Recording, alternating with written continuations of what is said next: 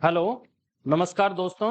मैं Pramod Chaudhary Eklavya coaching centre बहल भिवानी हरियाणा से आप सभी के लिए हरियाणा जीके का एक टॉपिक लेके आया हूँ। इस टॉपिक का नाम है सांग।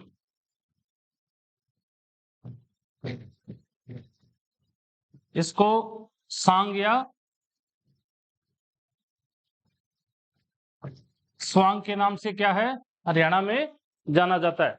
तो सबसे पहले ये सांग क्या है इसके बारे में आपको पता होना चाहिए। देखो, हरियाणा के जो ग्रामीण इलाके हैं उसमें राज्य के लोग जो मिमिक्री करते हैं, यानी जो मिमिक्री करने की जो राज्य के लोगों की कला है, वो क्या है, एक सांग का क्या है, प्रकार है। यदि इसको अच्छे से परिभाषित करने की बात आए, तो सांग की डेफिनेशन की बात आए, तो सांग को कैसे क्या परिभाषित करोगे, इसकी परिभाषा क्या होती है वो देखो। सांग क्या है, यानी सांग एक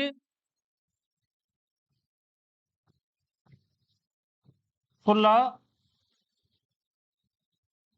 रंगमंच तकनीकी है।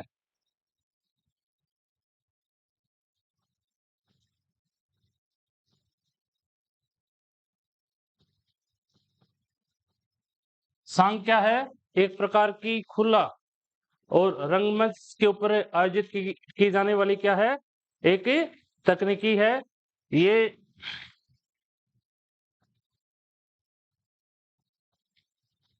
हास्य का एक लोक रूप है। यानी सांग के बारे में आपसे पूछा जाएगा कि राज्य में प्रचलित एक खुला रंगमंच तकनीकी जो एक हास्य का क्या है, एक प्रकार का लोक रूप है, जो राज्य के ग्रामीण, यानी यह राज्य के ग्रामीण इलाके में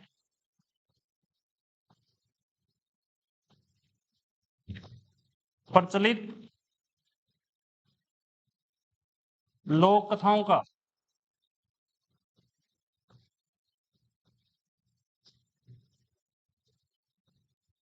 एक मिथकीय रूप है।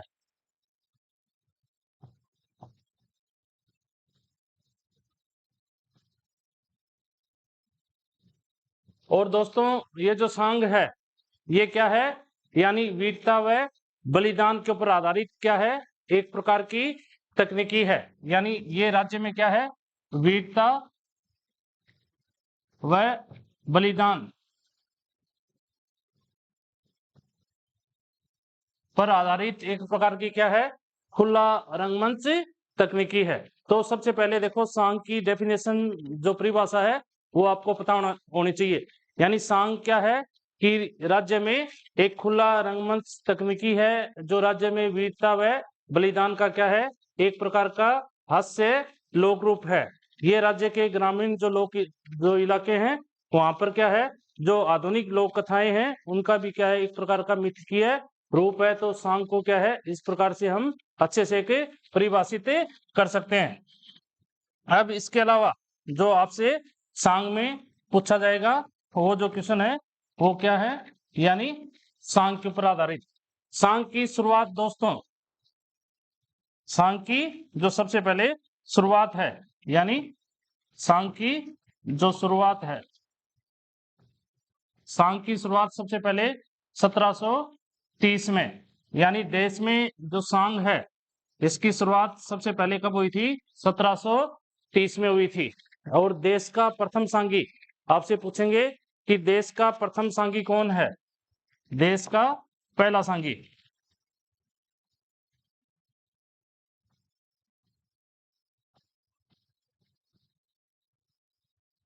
देश का जो पहला सांगी है वो किसको माना जाता है, किशनलाल भट्ट को।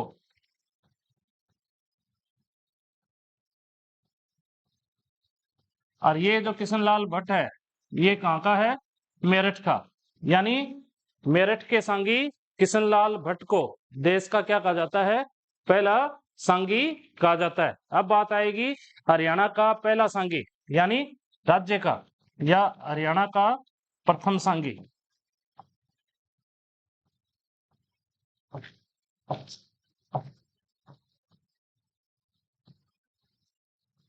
हरियाणा का जो पहला सांगी है वो कौन है? पंडित दीपचंद बैमन।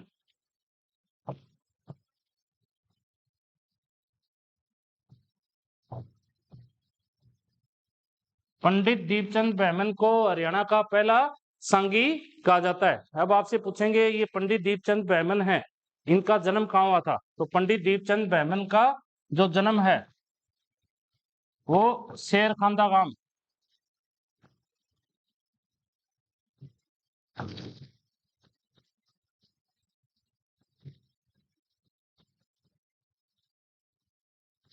सोनीपत का जो शेरखांदा गांव है वहां पर पंडित दीपचंद बैमन का क्या हुआ था?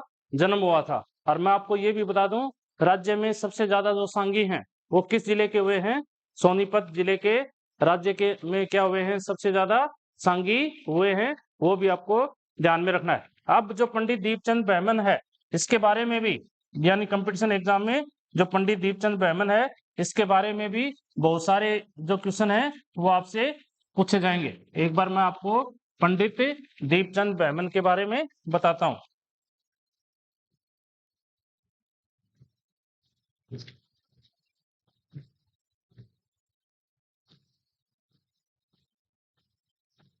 यानी अभी मैंने आपको बताया है पंडित दीपचंद बैमन का जन्म शेरखांदा गांव है यानी सोनीपत का, वहां पर हुआ है।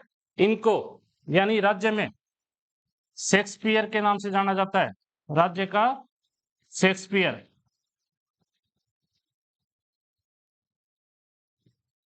या राज्य का कालिदास।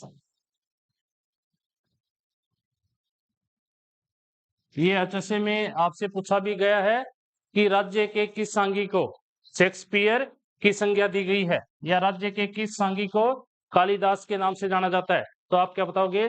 पंडित दीपचंद बैमन। इनका पहला सांग पूछेंगे, यानी पंडित दीपचंद बैमन का जो प्रथम सांग था, ये याद रखना, ये बड़ा इंपॉर्टेंट है। पंडित दीपचंद बैमन का जो प्रथम सांग है वो कौन सा है? सोरठ। पंडित दीपचंद बैमन का जो पहला सांग है वो सोरठ था। और ये किसके शिष्य थे? प्रश्न आपसे पूछेंगे कि पंडित दीपचंद है ये किसके शिष्य थे, या इनके गुरु का क्या नाम है? पंडित दीपचंद बैमन का गुरु है वो कौन था? सज्जूराम।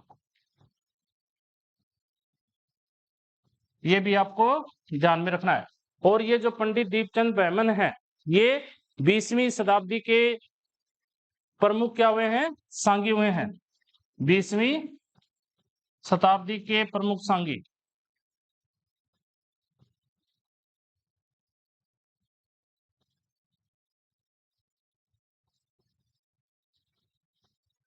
दोबारा बता रहा हूं आपको अच्छे से, पंडित दीपचंद बैमन का जन्म शेरखांदा गांव सोनीपत में हुआ है। राज्य में सबसे ज्यादा जो सांगी हैं वो कहाँ के हुए हैं? सोनीपत के हुए हैं। और पंडित दीपचंद बैमन को राज्य का क्या कहा जाता है? शेक्सपियर या कालिदास से कहा जाता है। इनके जो यानी गुरु थे उनका नाम क्या है? छज्जूराम। इनके क्या थे? प्रमुख गुरु थे। और ये 20वीं शताब्दी के क्या हैं? राज्य में प्रमुख सांगी हुए हैं। और इनका जो प्रथम सांग है वो क्या है? सोरठ। पंडित दीपचंद बैमन का जो यानी प्रथम सांग था वो क्या कहलाता है? सोरठ कहलाता है। और मैं आपको ये भी बता दूं, जो पंडित दीपचंद बैमन के जो सांग हैं इनका प्रमुख उद्देश्य, प्रश्न आपसे पूछेंगे कि पंडित दीपचंद बैमन के सांगों का प्रमुख उद्देश्य क्या था? तो इनके सांगों का जो प्रमुख उद्देश्य है,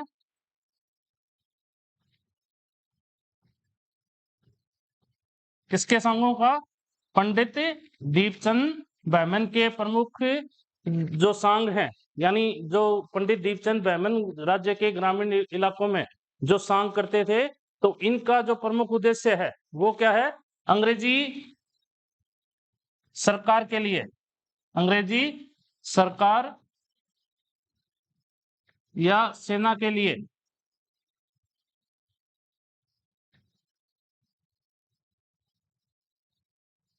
हरियाणा के युवाओं को तैयार करना।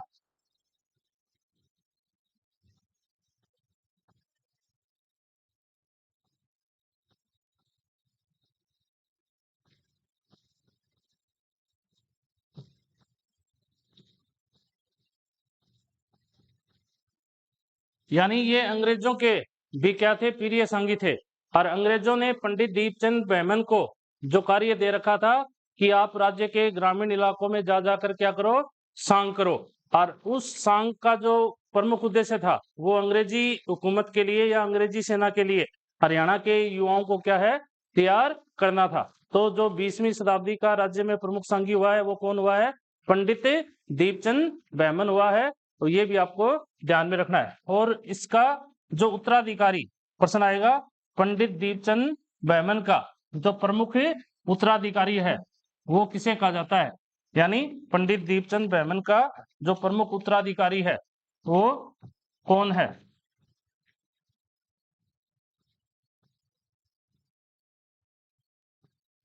इनके जो प्रमुख उत्तराधिकारी थे वो कौन थे, पंडित हरदेवा। पंडित हरदेवा को यानी दीपचंद बैमन का राज्य में क्या कहा जाता है, यानी प्रमुख उत्तराधिकारी कहा जाता है। अब जो सांग से संबंधित आपसे प्रश्न एग्जाम में जो पूछे जा सकते हैं वो कौन कौन से हैं, अगले प्रश्नों के बारे में मैं आपसे डिस्कस करूंगा। देखो, सांग में प्रश्न आपसे पूछा जाएगा कि सांग का आयोजन, सांग का जो आयोजन है वो किसके ऊपर किया जाता है। जो सांगी हैं वो सांग का जो मंचन है या आयोजन है वो किसके ऊपर करते हैं, लकड़ी के तख्तों पर।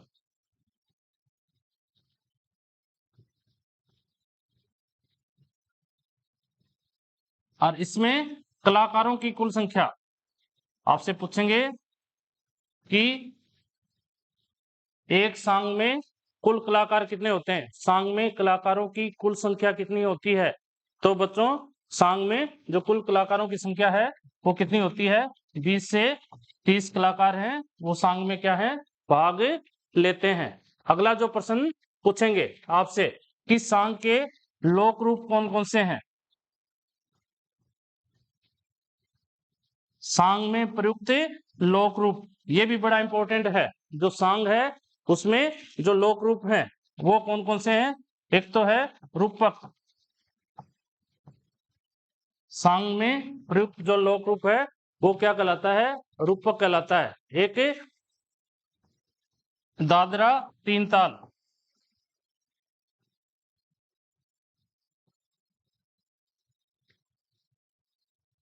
और एक है कहरवा।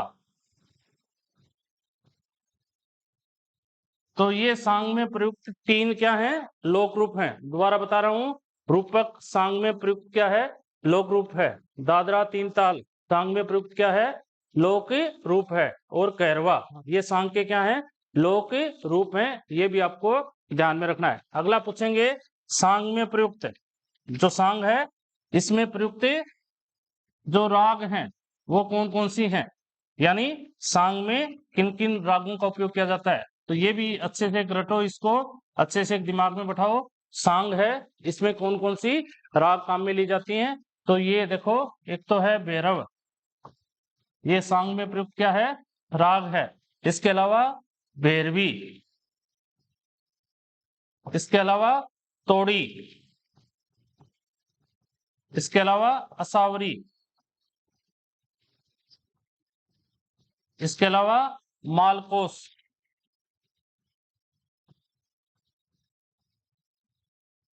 ये जो सारी चीजें हैं, यानी भैरव है, भैरवी है, तोड़ी है, असावरी है, मालकोस है, ये सांग में प्रयुक्त क्या है, राग हैं। इन रागों का उपयोग जो सांगी हैं वो करते हैं। और मैं आपको ये भी बता दूं कि आपसे प्रश्न पूछा जाएगा कि राज्य के जो है किस जिले के गांवों के नाम हैं वो सांगों के ऊपर आधारित हैं। तो राज्य में सर्वाधिक सांगों के ऊपर जो आधारित गांव है वो चरखी दादरी जिले में है। ये भी आपको ध्यान में रखना है।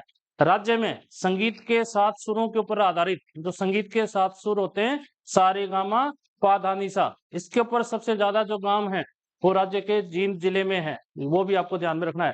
और संगीत के 7 सुरों की ईंट जो सारेगामा पा धा नी सा की जो ईंट है वो राज्य में कहाँ मिली है, यानी वो अग्रवा से मिली है। और बच्चों ये भी पूछेंगे कि राज्य में महिलाओं के ऊपर सबसे ज्यादा काम, यानी जैसे जुल्ली है ये महिला का नाम है, सिंडवा है जो ये भी महिला का नाम है, इसरवाड़ है ये भी क्या है, महिला का जो नाम है। तो सर्वाधिक महिलाओं के ऊपर गांव है वो राज्य के भिवानी जिले में है, ये भी आपको ध्यान में रखना है। तो सांग में प्रयुक्त जो राग हैं एक बार दोबारा बता रहा हूं, सांग में जो रागे हैं वो भैरव है, भैरवी है, तोड़ी है, असावरी है और मालकोस है। ये गांव के भी नाम है, चरखी दादरी जिले में पड़ते हैं। तो ये सांग में प्रयुक्त क्या है, राग हैं, ये भी आपको ध्यान में रखना है। अगला आपसे पूछा जाएगा कि सांग में प्रयुक्त रस, यानी ये जो सांग है इसमें कौन कौन से रसों का उपयोग किया जाता है। सांग में जो श्रृंगार रस होता है,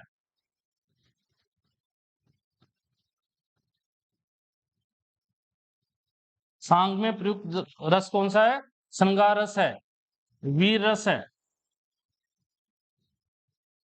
ये भी सांग में प्रयुक्त रस है, और भक्ति रस है। तो सांग में प्रयुक्त जो रस है वो श्रृंगार रस है, साथ में क्या है, वीर रस है, और साथ में क्या है, भक्ति रस। ये यानी सांग में प्रयुक्त क्या है, रस है, इनको भी आपको क्या है ध्यान में रखना है। इसके अलावा जो सांग से संबंधित आपसे प्रश्न पूछा जाएगा वो कौन सा है, देखो, यानी सांग की शुरुआत से पहले किसकी पूजा की जाती है। जब सांग की शुरुआत की जाती है तो उससे पहले किस, यानी देवता की पूजा की जाती है। तो सांग की शुरुआत से पहले देवी भवानी की क्या की जाती है, पूजा की जाती है। और सांग की शुरुआत से पहले जो कविता बोली जाती है 4 लाइनों की, प्रश्न आएगा, सांग की शुरुआत से पहले 4 लाइनों की जो कविता बोली जाती है,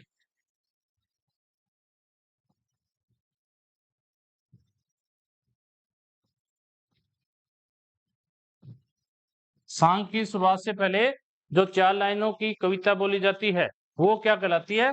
तो सांग की शुरुआत से पहले बोली जाने वाली 4 लाइनों की कविता वो क्या कहलाती है, चंबोला कहलाती है। ये भी आपको ध्यान में रखना है। और सांग की शुरुआत से पहले जो नृत्य किया जाता है, ये तीनों प्रश्न इंपॉर्टेंट हैं। सांग की शुरुआत से पहले जिस नृत्य का आयोजन किया जाता है वो कौन सा है, गुग्गा दमोड़ा।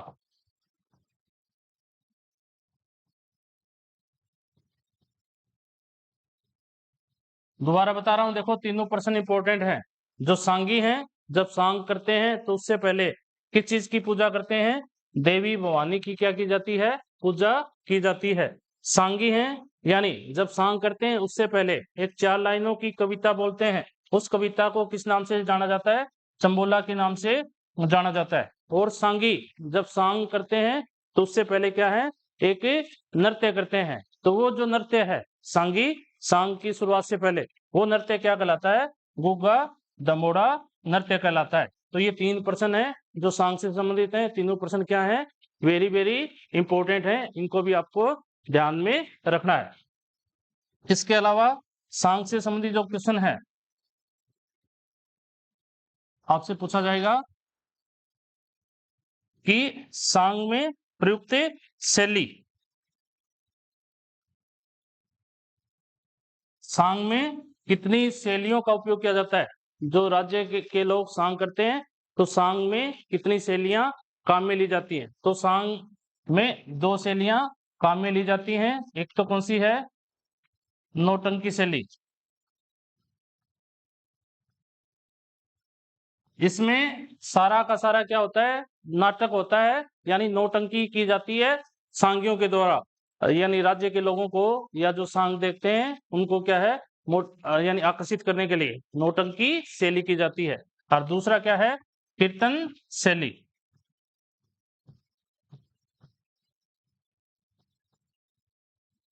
तो सांग में प्रयुक्त जो शैली है वो कौन सी है, नौटंकी शैली है, और साथ में कौन सी है, कीर्तन शैली है। ये भी आपको ध्यान में रखना है अच्छे से। एक इसके अलावा यानी जो सांग से संबंधित आपसे प्रश्न पूछेंगे वो कौन सा है, वो देखो, यानी सात्विक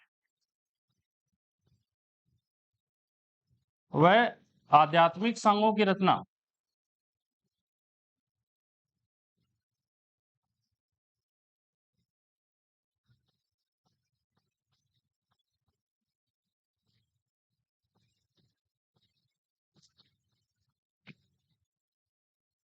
राज्य के किस सांगी को सात्विक का अर्थ होता है शुद्ध और आध्यात्मिक का अर्थ होता है भगवान से संबंधित, यानी शुद्ध व भगवान से संबंधित सात्विक व आध्यात्मिक सांगों की का जनक कहा जाता है। या राज्य के किस सांगी ने सात्विक व आध्यात्मिक सांगों की रचना की है? तो ये सांगी है बाजे भगत।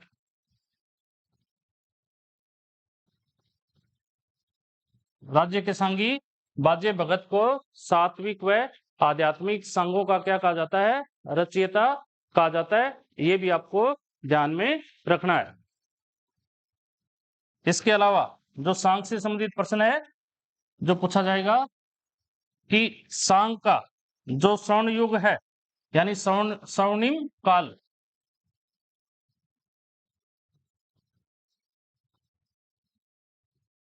सांग का जो स्वर्ण युग है या स्वर्णिम जो काल है वो किसे कहा जाता है? 1930 से 1937, यानी इन 7 सालों के समय को राज्य में या देश में सांग का क्या कहा जाता है? स्वर्ण काल कहा जाता है या स्वर्णिम युग कहा जाता है। ये यानी वर्ष है वो ध्यान में रखना। 1930 से 1937 का जो दशक है वो सांग का क्या कहलाता है? स्वर्णिम काल कहलाता है। तो वो भी आपको ध्यान में रखना है। और राज्य की प्रथम महिला सांगी, आपसे प्रश्न पूछेंगे कि राज्य की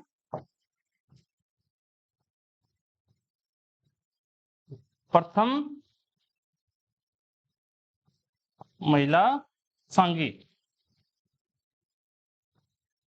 राज्य की जो पहली, राज्य की जो प्रथम जो महिला सांगी है वो कौन है? सरदारी बेगम।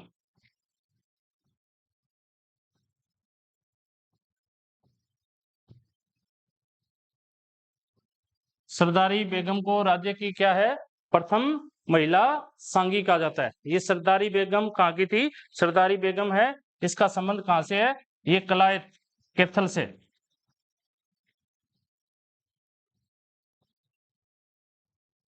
जो कैथल कलायत है इससे सरदारी बेगम का क्या है? संबंध है, जिसको राज्य की क्या कहा जाता है? पहली महिला सांगी कहा जाता है। ये भी आपको क्या है? ध्यान में रखना है अच्छे से। ये भी एचएससी में यानी 3-4 बार पूछा गया क्वेश्चन है कि राज्य की प्रथम महिला सांगी का नाम बताइए। तो कौन है ये? सरदारी बेगम। ये कहाँ की थी? कलायत कैथल की थी। ये भी आपको ध्यान में रखना है। सांग से संबंधित दोस्तों जो अगला क्वेश्चन है यानी जो सांग से संबंधित आपसे एग्जाम में पूछा जा सकता है वो क्या है? वो देखो, राज्य में सर्वाधिक सांगों की रचयिता।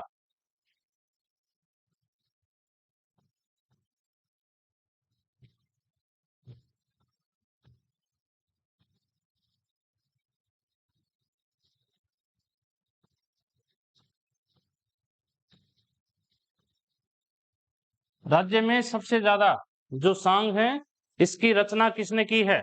तो ये किसने की है? पंडित लक्ष्मीचंद ने।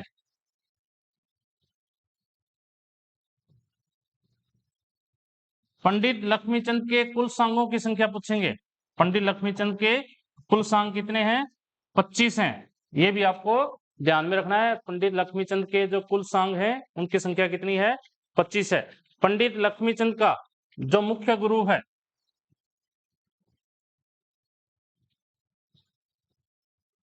वो कौन था? मानसिंह।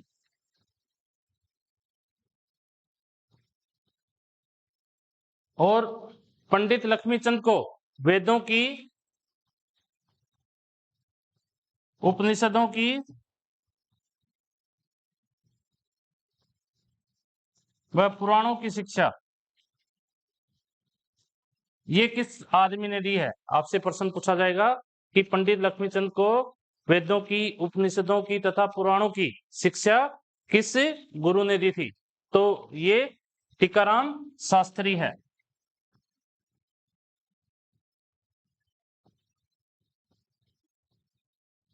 टीकाराम जो शास्त्री है ये यानी काशी जो विद्यापीठ है इसमें क्या थे, संस्कृत के क्या थे, अध्यापक थे। और इनका संबंध राज्य में टिटोली रोहतक से है। इनका जन्म है वो टिटोली रोहतक में हुआ है। यानी पंडित लक्ष्मीचंद का जो मेन गुरु है, मुख्य गुरु है, वो कौन है, यानी मानसिंह है। ये ध्यान में रखना है। एक बार क्या हुआ कि पंडित लक्ष्मीचंद यानी राज्य में जो है गांव में क्या कर रहे थे, यानी जो बकरियां चरा रहे थे और सुबह का समय था। और पंडित लक्ष्मीचंद है वो यानी जो सांग में जो राग जो होते हैं, जैसे राग भैरव है या भैरवी है, इतनी अच्छी तरीके से एक रागनी को क्या है यानी गुनगुना रहे थे और गा रहे थे। तो उसी दौरान उस इलाके से जो यानी इनका मेन गुरु है मानसिंह, जो जन्म से क्या था, अंधा था, वो यानी उनसे इनका क्या होता है, संपर्क होता है और वो काफी क्या होते हैं, वो प्रभावित होते हैं। तो वो क्या है, इनके पास जाते हैं और ये कहते हैं कि आपने जो जिस प्रकार से गाया है, मैंने यानी ऐसा जो रागनी है वो किसी के मुंह से नहीं सुनी है। तो फिर वो जो यानी इनके गुरु मानसिंह है वो पंडित लक्ष्मीचंद को यानी एक काशी के संस्कृत के जो विद्वान है, आचार्य हैं, टीकाराम शास्त्री, उसके पास ले जाते हैं। और टीकाराम शास्त्री यानी क्या करते हैं, इसके 22 जो सांग हैं वो क्या है, जो पंडित लक्ष्मीचंद हैं वो रागनी गाते रहते हैं और सांग जो है गाकर सुनाते रहते हैं। क्योंकि पंडित लक्ष्मीचंद क्या थे, अनपढ़ थे, इनको लिखना नहीं आता था। तो पंडित लक्ष्मीचंद के 25 में से 22 सांग हैं वो किस आदमी ने लिखे हैं, टीकाराम शास्त्री ने लिखे हैं। इस 22 सांग के अंदर से क्या हुआ कि 8 सांग यूपी के सूप विलेज में प्रश्न आएगा। पंडित लक्ष्मीचंद के जो 8 सांग हैं वो उत्तर प्रदेश के किस विलेज में, किस गांव में चोरी हो जाते हैं। तो ये गांव का नाम है सूप गांव में। सूप गांव में क्या है, चोरी हो जाते हैं। तो ये गांव ध्यान में रखना। अब वर्तमान में पंडित लक्ष्मीचंद के जो कुल सांग हैं उनकी संख्या कितनी है, यानी 14। तो अभी यानी 22 जो सांग हैं पंडित लक्ष्मीचंद के वो किसने लिखे थे, टीकाराम शास्त्री ने लिखे थे। इन लिखे गए 22 सांग में से 8 सांग हैं पंडित लक्ष्मीचंद के सूप विलेज में क्या है, उत्तर प्रदेश के चोरी हो जाते हैं। तो वर्तमान में यानी टीकाराम शास्त्री जी के द्वारा जो रचित पंडित लक्ष्मीचंद के कुल सांगों की संख्या कितनी है, 14 है। लेकिन ये ध्यान में रखना है कि पंडित लक्ष्मीचंद के ऊपर कुल कितने सांग लिखे गए हैं, तो वो कितने हैं, यानी 25 हैं। और मैं आपको ये भी बता दूं कि पंडित जो लक्ष्मीचंद है उसका जो सुंदरता के ऊपर आधारित सांग, ये बड़ा इंपॉर्टेंट है। यानी जो पंडित लक्ष्मीचंद है उसका कौन सा सांग जो सुंदरता का सबसे अच्छा वर्णन करता है।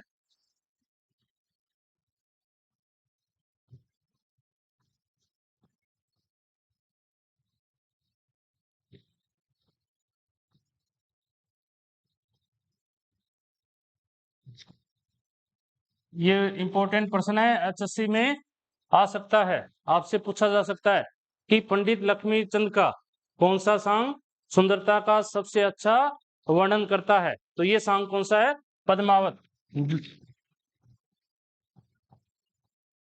जो पद्मावत सांग है वो क्या है, पंडित लक्ष्मीचंद का सुंदरता के बारे में लिखा गया क्या है, जो सुंदरता का सबसे अच्छा वर्णन करता है। आपको ये एक आपने कहावत है ना, वो सुनी होगी ना कि गढ़ तो चित्तौड़गढ़ बाकी सब गढ़ैया, ताल तो भोपाल ताल बाकी सब तलैया, और रानी तो पद्मावती बाकी सब पदैया। यानी जितने दुनिया में गढ़ हुए हैं उनमें सबसे अच्छा गढ़ कौन सा है, चित्तौड़गढ़ का है।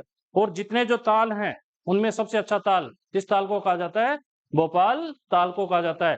और यानी दुनिया में जितनी रानियां हुई हैं उसमें सबसे ज्यादा जो सुंदर रानी है वो रानी किसको कहा जाता है, पद्मावत को कहा जाता है। एक बार दोबारा बता रहा हूँ, देखो, गढ़ तो चित्तौड़गढ़ बाकी सब गढ़ैया, ताल तो भोपाल ताल बाकी सब तलैया, और रानी तो पद्मावती बाकी सब पदैया। तो जो पंडित लक्ष्मीचंद का जो सांग जो सबसे अच्छा सुंदरता के बारे में सबसे अच्छा वर्णन करता है, वो सांग कौन सा है? पद्मावत है। और मैं आपको ये भी बता दूं कि पंडित लक्ष्मीचंद के ऊपर जो पुस्तक कौन सी लिखी गई है, आपसे प्रश्न आएगा कि पंडित लक्ष्मीचंद के ऊपर आधारित पुस्तक, वो भी लिखो, पंडित लक्ष्मीचंद पर।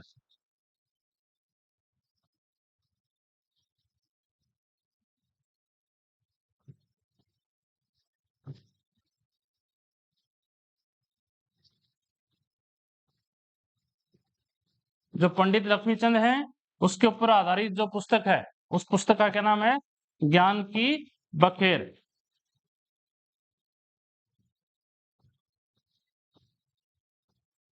जो ज्ञान की बखेर नामक पुस्तक है, वो राज्य के, प्रश्न आएगा ज्ञान की बखेर नामक पुस्तक राज्य के किस सांगी के ऊपर आधारित है?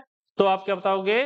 पंडित लक्ष्मीचंद के ऊपर है। और ये ज्ञान की बखेर जो पुस्तक है, ये किसने लिखी है? सत्यनारायण शर्मा ने।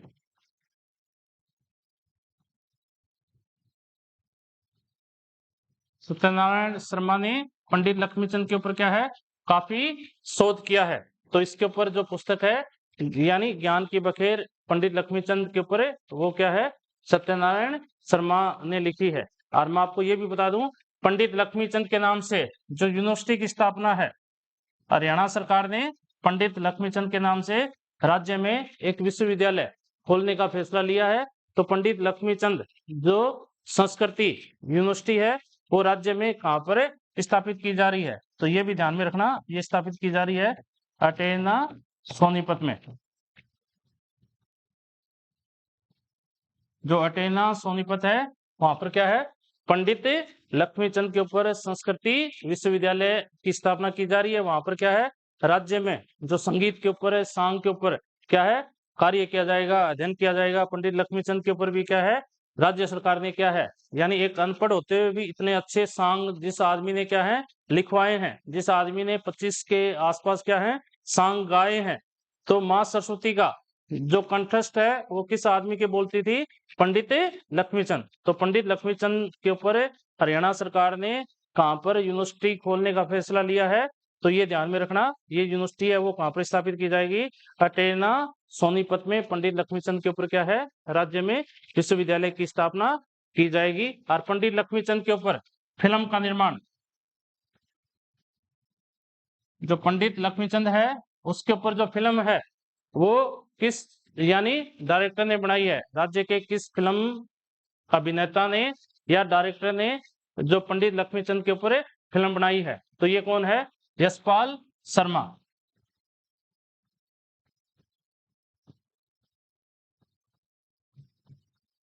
आपसे प्रश्न पूछा जाएगा कि पंडित लक्ष्मीचंद जो फिल्म है उसके निर्देशक कौन है?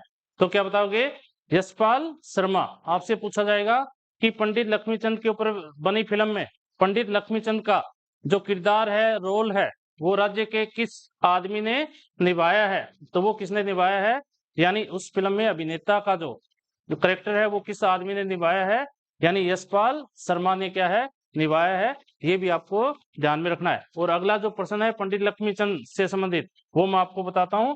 जो पंडित लक्ष्मीचंद से संबंधित जो प्रश्न आपसे पूछा जाएगा वो क्या है, वो देखो।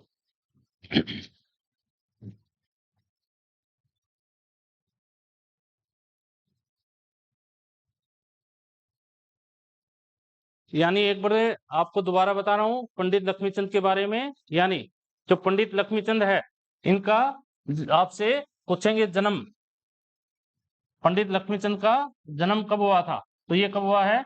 1903 में। और यानी 1903 से 1945 तक ये क्या रहे? मात्र यानी 42 वर्ष तक ये जीवित रहे। तो पंडित लक्ष्मीचंद का जन्म है वो कब हुआ है? 1903 में। इनकी मृत्यु कब हुई थी? 1945 में हुई थी। ये भी आपको क्या है ध्यान में रखना है। इसके अलावा यानी जो पंडित लक्ष्मीचंद से संबंधित जो प्रश्न आपसे पूछा जाएगा, वो प्रश्न क्या है कि आधुनिक रागनी का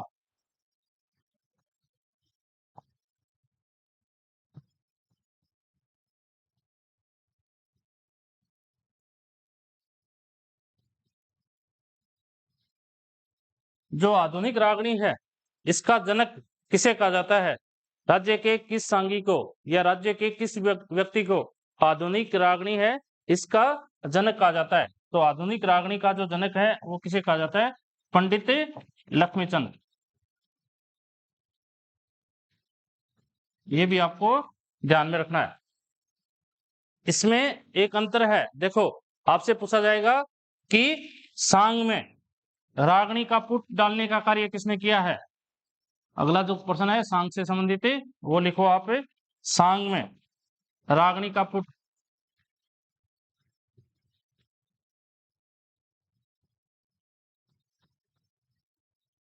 रागनी का पुट डालने का कार्य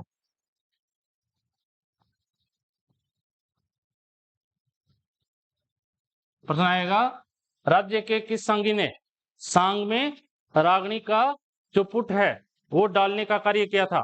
तो ये है सांगी बाबा हरिदास। सांगी बाबा हरिदास।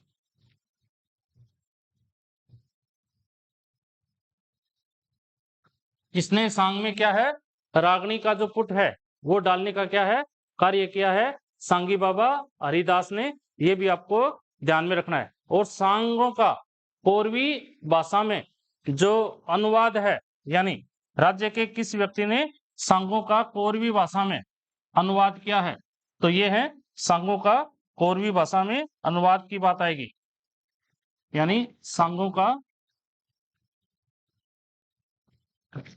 पूर्वी भाषा में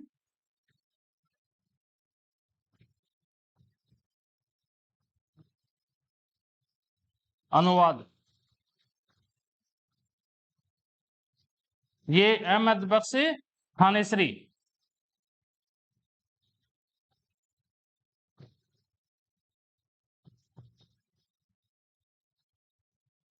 अहमद बख्श थानेसरी ने यानी सांग में क्या किया है? कोरवी भाषा में सांगों को लिखने का क्या है कार्य किया है। और मैं आपको ये भी बता दूं कि हरियाणवी रामायण का जो रचयिता है या जो थानेसरी रामायण है, आपसे पूछेंगे हरियाणवी रामायण या थानेसरी रामायण है इसका रचयिता हरियाणवी रामायण या थानेसरी रामायण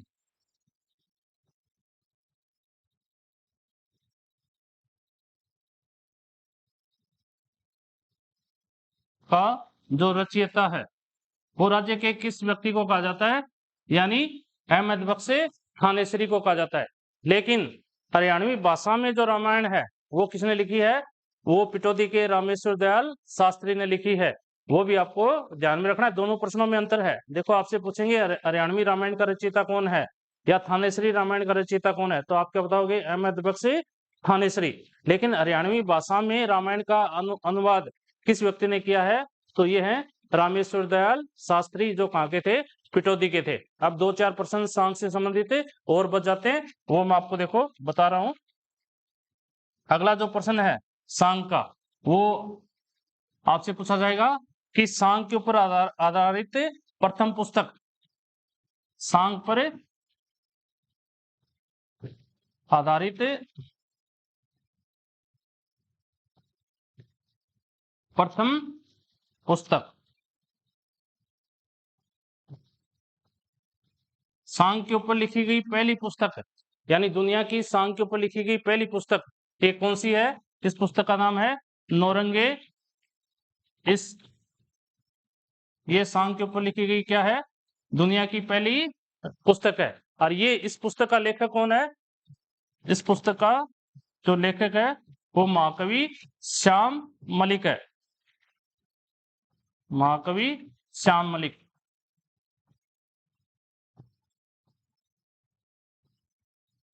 और जो अगला प्रश्न है सांग से संबंधित आपसे पूछा जाएगा वो प्रश्न क्या है, यानी आज के इस सेशन का अंतिम प्रश्न है, वो लिखो आप। यानी जो सांग से संबंधित है वो आपसे पूछा जा सकता है। वो क्या है? हरियाणा में सांग का सबसे पहले वर्णन किस ग्रंथ में मिलता है? हरियाणा में सांग का सबसे पहले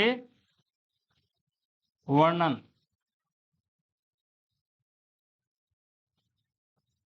किस ग्रंथ में मिलता है?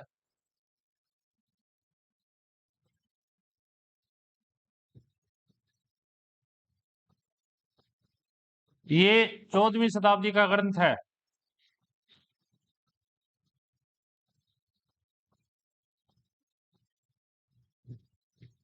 और ये जो ग्रंथ है वो राजा सतन सेन से संबंधित है।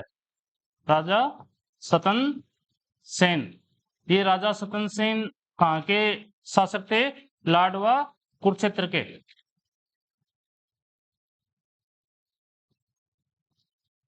तो हरियाणा में सांग का सबसे पहले जो वर्णन है वो राजा सतन सेन ग्रंथ थे, लाडवा कुरुक्षेत्र के जो शासक हुए 14वीं शताब्दी के, उसमें क्या है, सांग का सबसे पहले वर्णन मिलता है।